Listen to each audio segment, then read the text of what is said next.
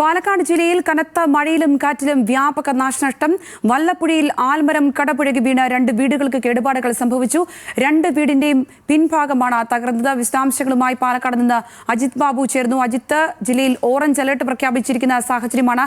കനത്ത കാറ്റും മഴയും തുടരുന്ന സാഹചര്യമാണ്. എന്താണ് സംഭവിച്ചിരിക്കുന്ന മഴക്കെടുതികൾ? ഇപ്പോഴത്തെ കാലാവസ്ഥ എങ്ങനെയാണ്? സംഗീത, വല്ലപ്പുഴയിലാണ് ശക്തമായ കാറ്റിലും മഴയിലും ആൽമരങ്ങൾ വീടിന് മുകളിലേക്ക് കടകി വീണത്.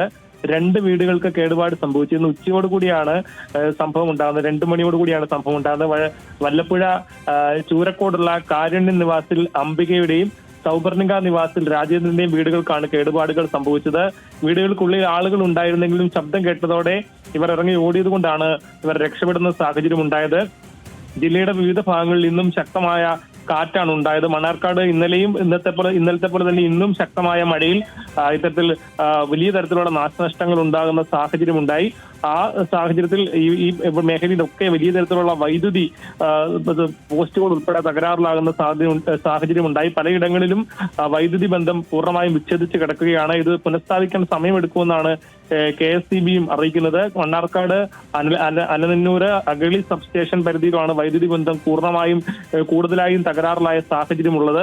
ഏതാണെങ്കിലും ജില്ലയിൽ ഇന്നും രാവിലെ മുതലുള്ള മഴയിലും കാറ്റിലും വലിയ നാശനഷ്ടങ്ങളാണുള്ളത്. അതോടൊപ്പം തന്നെ ഈ വീടിന്റെ മേൽക്കൂര അടക്കം പറന്നു പോകുന്ന സാഹചര്യങ്ങൾ കൂടി ഉണ്ടായി എന്നുൾപ്പെടെയുള്ള കാര്യങ്ങളാണ്. ഏതാണെങ്കിലും ജില്ലയിലെ മുന്നൊരുക്കങ്ങളുടെ ഭാഗമായി നിർദ്ദേശങ്ങൾ നൽകിയിട്ടുണ്ട്. ജില്ലാ ഭരണകൂടം ഉൾപ്പെടെ നിർദ്ദേശങ്ങൾ നൽകിയിട്ടുണ്ട്. ആളുകളോട് കൃത്യമായി നിർദ്ദേശങ്ങൾ പാലിക്കണമെന്നുൾപ്പെടെ പറഞ്ഞിട്ടുണ്ട്. ശക്തമായ കാറ്റാണ് പല മേഖലകളിലും ഉള്ളത്. ആ കാറ്റിന്റെ സാഹചര്യത്തിൽ കൂടുതൽ ജാഗ്രത പുലർത്തണമെന്നുൾപ്പെടെയുള്ള സാഹചര്യവും ഉണ്ടായിട്ടുണ്ട്.